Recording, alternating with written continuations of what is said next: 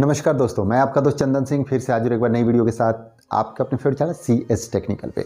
तो दोस्तों, आज की इस वीडियो में आपको बताऊंगा कि केंद्रीय विद्यालय स्कूल में क्लास फर्स्ट से लेकर के 12 तक के जो एडमिशन्स होते हैं उसके लिए क्या क्या जरूरी कागजात होते हैं, और साथ ही साथ ये भी बताऊंगा कि रजिस्ट्रेशन के टाइम पर आपको ऐसे कौन से डॉक्यूमेंट्स हैं जो कि आपके पास होने चाहिए। वीडियो थोड़ा लेंदी हो सकता है, तो प्लीज़ आप इसको जरूर देखें, क्योंकि इसमें सभी डॉक्यूमेंट्स के बारे में बताऊंगा A to Z, जो कि आपको चाहिए होगा एडमिशन के लिए। अगर आप अपने बच्चे के एडमिशन को लेकर के इंटरेस्टेड है तो प्लीज़ आप ये वीडियो जरूर देखें और पूरा देखें। तो चलिए, अभी मैं आपको स्क्रीन पे लेके चलता हूँ और आपको एक एक चीज़ जो है बारीकी से बताता हूँ।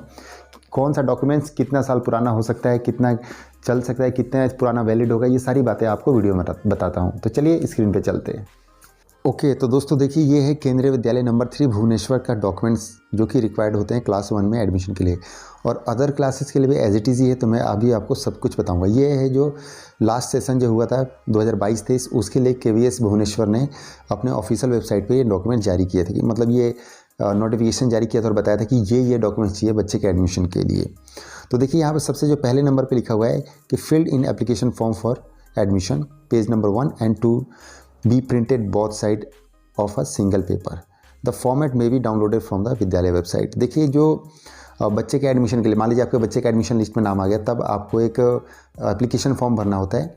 वो जो है, जो पेज के दोनों तरफ आपको प्रिंट आउट करना होता है, वो आपको स्कूल से ही मिल जाएगा। अगर आप चाहें तो केंद्रीय विद्यालय स्कूल के वेबसाइट से भी डाउनलोड करके आप उसको अप्लाई कर सकते हैं। मतलब जो एडमिशन का आगे का प्रोसेस है वो कंप्लीट कर सकते हैं। इसके साथ साथ एक और बात बता दूं कि ये जो एप्लीकेशन फॉर्म है, ये क्लास फर्स्ट के लिए तो लॉटरी लिस्ट आने के बाद आपको भर के देना होता है कि मेरे बच्चे का नाम आ गया था, मतलब किसी के बच्चे का नाम आ गया तो आपने मतलब आगे का प्रोसेस पूरा किया। साथ ही साथ जो क्लास सेकंड से लेकर के आगे की क्लासेस होती हैं, उसके लिए ये जो फॉर्म है रजिस्ट्रेशन फॉर्म का काम करता है। यानी कि अगर किसी स्कूल में किसी क्लास में कोई बच्चा एडमिशन कराना मतलब लेना चाहता है, अगर उसके पेरेंट्स अप्लाई करना चाहते हैं, तो उस कंडीशन में इसी फॉर्म में जो है अपने बच्चे के एडमिशन के लिए रजिस्ट्रेशन करेंगे ऑफलाइन मोड में। ठीक है।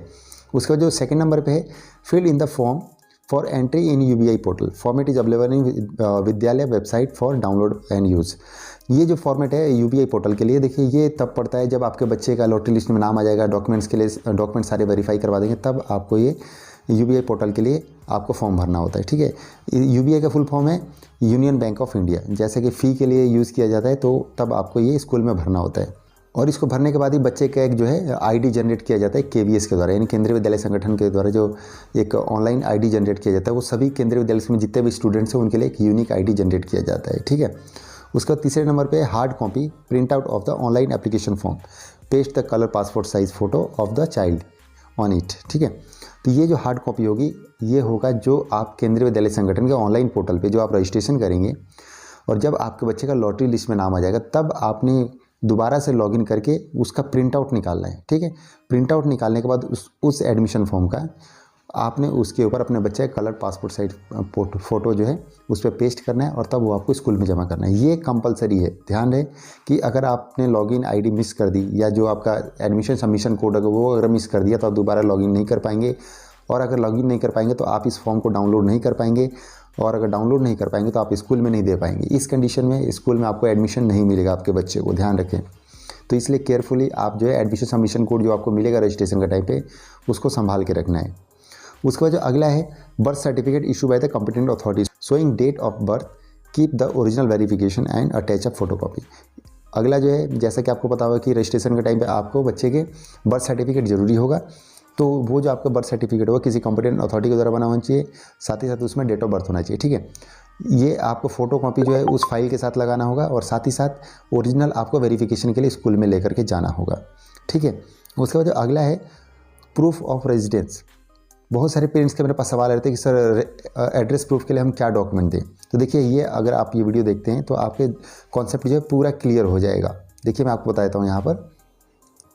Proof of residence, electricity bill हो सकता है, टेलीफोन बिल हो सकता है, गैस कनेक्शन हो सकता है, गैस डिलीवरी रिसिप्ट हो सकता है, आधार कार्ड हो सकता है, बैंक पासबुक हो सकता है, क्वार्टर अलॉटमेंट ऑर्डर कॉपी हो सकता है। देखिए, जो भी पेरेंट्स सरकारी जॉब में हैं उनको ये ध्यान देने वाली बात है कि अगर आप गवर्नमेंट क्वार्टर में रहते तो आप जो है क्वार्टर अलॉटमेंट लेटर का यूज़ कर सकते हैं एज अ एड्रेस प्रूफ। उसके बाद आगे लिखा हुआ है, in which the address is mention this should be in the name of the parents. मतलब कि जो भी इनमें से आप कोई सा भी अगर आप एड्रेस प्रूफ के लिए डॉक्यूमेंट यूज़ कर रहे हैं तो उसमें जो है पेरेंट्स में से किसी एक का नाम होना जरूरी है, ठीक है। उसके बाद आगे लिखा हुआ है if residing in rented house rent agreement along with the electricity bill of the house owner. जैसा कि मैंने बहुत बार बता रखा है कि जो भी पेरेंट्स रेंट पे रहते हैं तो रेंट एग्रीमेंट चाहिए होगा, साथ ही साथ हाउस ओनर का इलेक्ट्रिसिटी का बिल चाहिए होगा, ठीक है। उसके बाद जो अगला है self declaration about submission of document, the distance from the residence from the KV number Bhubaneswar and undertaking for the caste certificate where is applicable. The format may be downloaded from the विद्यालय website. देखिए self declaration जो होता है जब आप admission के लिए admission form भरेंगे ना तब आपको सबसे लास्ट में मिलता है। खास तौर पे जो ये आरटी कोटा वालों के लिए कंपलसरी होता है, बट सभी पेरेंट्स उसमें अपना जो एक एस्टिमेट डिस्टेंस आइडिया होता है वो उसमें भर देते हैं। लेकिन आरटी कोटा वालों के लिए ध्यान देने वाली बात है जैसा कि डिस्टेंस का क्राइटेरिया है अर्बन और रूरल के लिए 5 किलोमीटर 8 किलोमीटर का, इसका आपने ध्यान रखना है कि उसी के बीच में आपका घर हो तभी आपका बच्चा आरटी कोटे के लिए एलिजिबल होगा। ये भुवनेश्वर केंद्रीय विद्यालय नंबर 3 भुवनेश्वर के लिए ऐसे आपके स्कूल का भी होगा, ठीक है।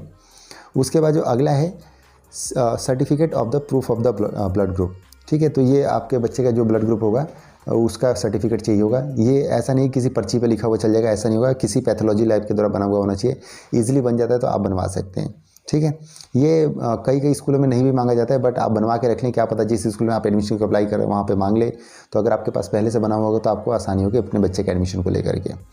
उसका जो अगला है 8th पॉइंट आप दे सकते हैं SC ST OBC NCL certificate issue by the competent authority.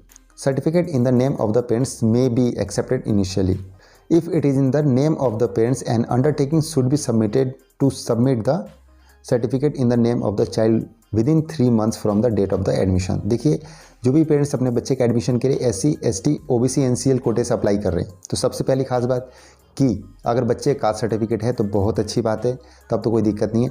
अगर इन केस आपने बच्चे कास्ट सर्टिफिकेट अप्लाई किया है और अभी तक बन के नहीं आए तो इस कंडीशन में आप फादर के कास्ट सर्टिफिकेट के बेस पे अपने बच्चे के एडमिशन के लिए कास्ट कोटे से अप्लाई कर सकते हैं। लेकिन ध्यान रहे कि मदर के कास्ट कोटा नहीं चलेगा, ठीक है। साथ ही साथ जब आपने फादर के कास्ट कोटे से अप्लाई कर दिया, जब डॉक्यूमेंट्स आपको वेरीफाई कराने के लिए बुलाया गया तो उस कंडीशन में जब आप डॉक्यूमेंट्स वहाँ पे प्रोवाइड करेंगे तो वहाँ पे फादर का होगा तो आपको स्कूल के द्वारा 3 मंथ का मैक्सिमम टाइम दिया जाएगा आपको बच्चे का कास्ट सर्टिफिकेट जमा करने के लिए। तो इस टाइम पीरियड में आपको जमा करना होगा, अदरवाइज़ आपके बच्चे का जो एडमिशन है निरस्त हो सकता है, क्योंकि ऑलरेडी बहुत सारे बच्चे जो होते हैं वेटिंग लिस्ट में होते हैं एडमिशन के लिए, ठीक है। तो इस बात का आपने ध्यान रखना है। अगर आपको लगता है कि बच्चे कास्ट सर्टिफिकेट बन जाएगा तभी आप कास्ट कोटे से एडमिशन के लिए अप्लाई करें। उसके बाद एक अगला सवाल है OBC non criminal certificate issue by the competent authority should be not older than the 3 years। It should be issued on the 1 अप्रैल 2019। देखिए ये जो है पिछले साल का है जैसा कि मैंने बताया। तो जैसा कि मैंने कहीं और भी पढ़ा था कि जो आपका जो डॉक्यूमेंट्स बनते हैं ना उसकी एक एक्सपायरी होती है, तो वैसे ही एक OBC NCL वालों के लिए भी यहाँ पे 3 years का है। तो अगर आपका जो डॉक्यूमेंट है अगर 3 साल के अंडर में है, अगर एक्सपायर नहीं हुआ है तो वैलिड माना जाएगा एडमिशन के लिए, ठीक है। तो इस बात का आपने ध्यान रखना। ये 1/4/2019 जो दिख रहा है वो पिछले सेशन के लिए था, इस सेशन के लिए हो जाएगा 1/4/2020। स्टेट वाइज जो है थोड़ा बहुत वेरी कर सकता है, तो प्लीज़ आप अपने नियरेस्ट केंद्रीय विद्यालय से स्कूल से ही इसको कन्फर्म कर ले कि कितने साल पुराना जो है वैलिड माना जाएगा, ठीक है। उसका 10वें नंबर पर those claiming economical weaker section should be valid document that is valid income and asset certificate to be produced by the income economically weaker section. देखिए जो भी पेरेंट्स अपने बच्चे के एडमिशन के लिए EWS से अप्लाई करने वाले तो उनको पता होना चाहिए कि इनकम का मतलब ये नहीं कि सिर्फ आपका एनुअल इनकम, उसके साथ साथ आपके जितने भी एसेट्स हैं वो भी आपके उसी में आते हैं। तो इस बात का आपने ध्यान रखना है कि आपका जो भी होगा मतलब एसेट्स और इनकम उसमें पूरा आएगा, ठीक है। इसके साथ साथ एक और चीज़ लिखा हुआ है कि आप देख सकते हैं income certificate will not be accept in leave of this. बहुत सारे पेरेंट्स के जो मेरे पास सवाल आए थे कि सर क्या हम इनकम सर्टिफिकेट के बेस पर जो है EWS का फ़ायदा ले सकते हैं, तो जी नहीं, ऐसा बिल्कुल नहीं है। इनकम सर्टिफिकेट के बेस पर आप नहीं ले सकते। इनकम सर्टिफिकेट और एसेट्स की मदद से आप EWS सर्टिफिकेट बनवा सकते हैं, ध्यान रहे। और जैसा कि आपको मैं बता दूं कि जो EWS सर्टिफिकेट होता है वो करंट फाइनेंशियल ईयर का ही मांगा जाता है। तो अगर आपके पिछले साल का होगा तो आप जो है पिछले साल का दे सकते हैं, लेकिन बाद में आपको करंट ईयर का देना होगा स्कूल में, ठीक है। उसके बाद जो 11th पॉइंट है those claiming below poverty line should submit the following documents. ये बहुत सारे पेरेंट्स के सवाल थे, सर RT कोटे में जो पेरेंट्स अपने बच्चे के एडमिशन के लिए अप्लाई करना चाहते हैं उनके पास क्या क्या डॉक्यूमेंट्स होने चाहिए। तो देखिए यहाँ पे लिखा हुआ है BPL card if available in the name of the parents of the child, ठीक है, but lapse as on date. This can be counter sign by the BDO of the locality of rural areas, ठीक है। Executive officer of NSE municipality area of the validate the card along with low income certificate, EWS certificate और labour card. यानी कि जिनके पास BPL card है, ध्यान रहे कि वो किसी पेरेंट्स के नाम का होना चाहिए सबसे बड़ी बात, और जो है वो उसके पे जो काउंटर साइन होगा वो BDO के होना चाहिए अगर रूरल एरिया का है तो, और अगर म्यूनसिपैलिटी एरिया का है तो उसमें एग्जीक्यूटिव ऑफिसर ऑफ NSE का होना चाहिए साइन। आपको BPL कार्ड के साथ साथ इनमें से एक सर्टिफिकेट देना होगा, या तो लो इनकम सर्टिफिकेट या EWS सर्टिफिकेट या लेबर कार्ड, इनमें से एक सर्टिफिकेट उसके साथ लगा करके देना होगा। साथ ही साथ जिनके पास PHH राशन कार्ड है नया होना चाहिए, साथ ही साथ PHH राशन कार्ड के साथ उनको लो इनकम सर्टिफिकेट या EWS सर्टिफिकेट या लेबर कार्ड, इन दोनों में से एक PHH कार्ड के साथ उनको देना होगा। तीसरा जो है अंत्योदय अन्ना योजना कार्ड, ये अगर आपके पास है तो इसके साथ आपको लो इनकम सर्टिफिकेट, EWS सर्टिफिकेट या MGNRGP जॉब कार्ड या लेबर कार्ड में से एक इसके साथ लगाना होगा। इसके साथ साथ ये जो मैंने अभी आपको बताया, इसके साथ एक जो है एफिडेविट भी आपको देना होता है, an affidavit to the effect that on the date of parents and his family belong to BPL category and low income group, ये आपको एक एफिडेविट भी देना होगा, ठीक है। उसके बाद जो अगला है 12वां point, valid handicapped certificate issue by the competent authority those claiming differently abled. देखिए जो भी पेरेंट्स अपने बच्चे के एडमिशन के लिए DA कोटे से अप्लाई करने वाले हैं तो उनको जो है वैलिड हैंडीकैप्ड सर्टिफिकेट देना होगा जो किसी कॉम्पिटेंट अथॉरिटी के द्वारा बना हुआ होगा। उसका जो 13वां पॉइंट है, a service certificate by government employ showing the number of transfer during the 7 years issued by the competent authority. Original those claim service category 1 2 3 4 format may be download from the विद्यालय। देखिए service category के लिए जो service certificate और number of transfer का certificate लगता है वो आपका ओरिजिनल लगेगा। साथ ही साथ अगर आपके पिछले 7 साल में ट्रांसफर्स हुए होंगे तो उसके आप डिटेल्स नंबर ऑफ ट्रांसफर में भर करके विद्यालय में देंगे, ठीक है। अगर आपके 7 साल में ट्रांसफर्स हुए होंगे तो उसका आपको फ़ायदा मिलेगा, तो इसलिए आप अगर आपके हुए हैं 1 2 3 4 5 जितने भी हो तो उसका फ़ायदा लें, जिससे आपके बच्चे के एडमिशन के टाइम पर प्रायोरिटी मिलेगी, ठीक है। इसके जो आपको फॉर्मेट्स हैं वो विद्यालय की वेबसाइट पे मिल जाएगा या मेरे चैनल पे भी मिल जाएगा, मैंने ऑलरेडी इसको लेकर के एक वीडियो बना रखा है।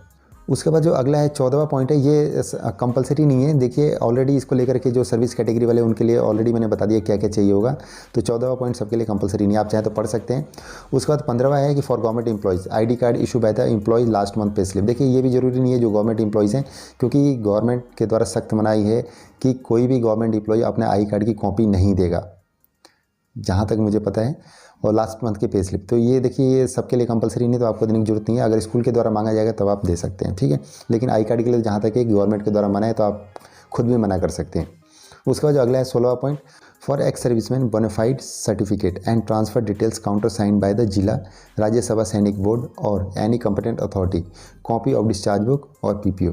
जो भी एक्स सर्विसमैन है और अपने बच्चे के एडमिशन के लिए अप्लाई करना चाहते हैं तो उनका जो ट्रांसफ़र डिटेल्स होंगी वो सब जो है काउंटर साइन होंगे, जिला या राज्य सैनिक बोर्ड और किसी कॉम्पिटेंट अथॉरिटी के द्वारा साइन हुआ हो सकता है। और साथ ही साथ आपके पास कॉपी ऑफ डिस्चार्ज बुक होना चाहिए या PPO कॉपी या कॉपी ऑफ PPO, मतलब PPO की जो आपकी कॉपी होगी वो भी लगा सकते हैं आप।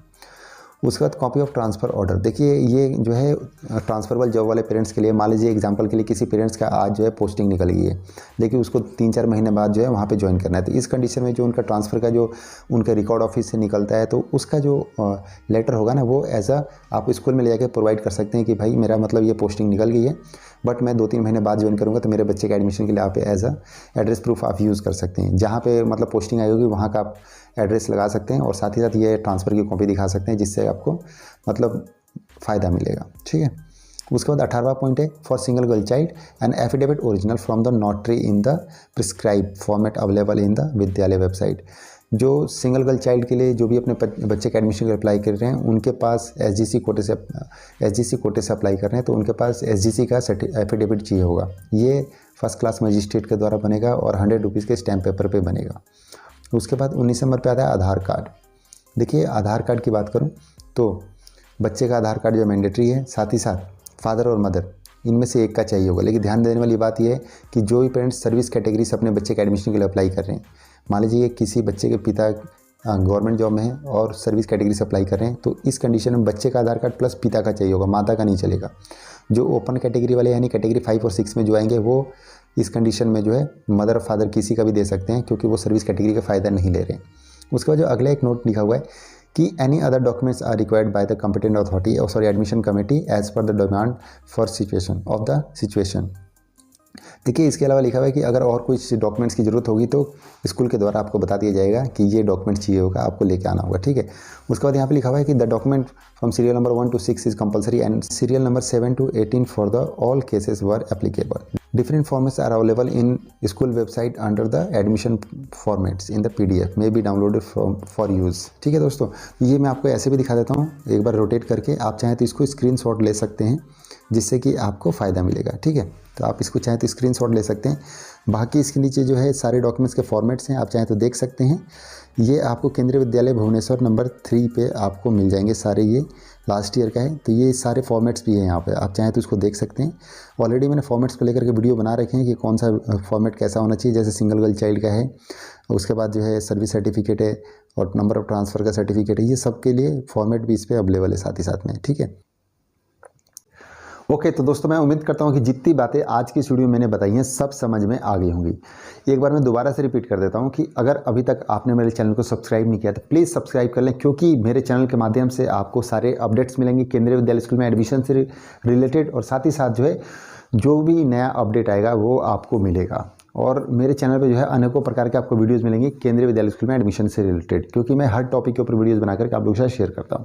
तो जाते जाते वीडियो को लाइक जरूर कीजिएगा और ज़्यादा से ज़्यादा पेरेंट्स के पास शेयर भी करें, ताकि जो पेरेंट्स अपने बच्चे के क्लास 1 में एडमिशन के लिए इंटरेस्टेड हो उन सबको भी मेरे चैनल के माध्यम से हेल्प हो सके। तो दोस्तों आज के लिए बस इतना ही, तब तक थैंक यू, बाय बाय, जय हिंद, जय भारत।